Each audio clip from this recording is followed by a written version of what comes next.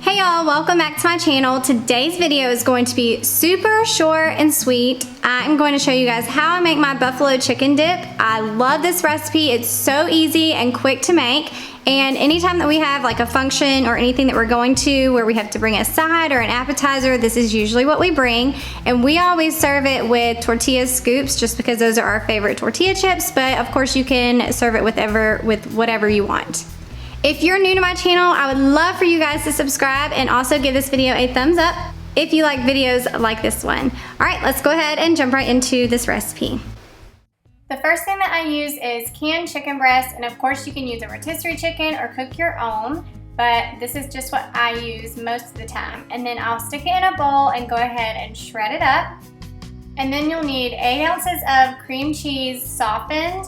I'm going to stick that in there. I usually heat my cream cheese up in the microwave just to get it even more soft so it makes it easier to mix.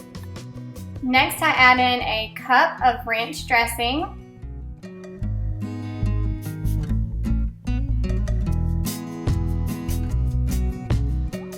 And then about 3/4 of a cup of hot sauce, and we use Frank's red hot sauce, and you can add more or less depending on how spicy you like yours.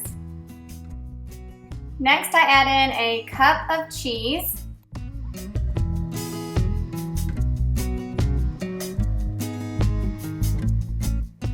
Then you're going to just mix it all together.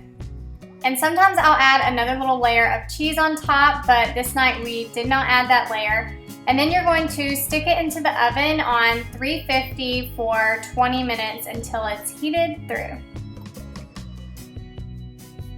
All right guys, so that is it for this recipe. I told you it was super simple and easy to make and so delicious. I hope that you enjoyed it. Make sure that you subscribe, give this video a thumbs up, and I'll see you in the next one. Bye.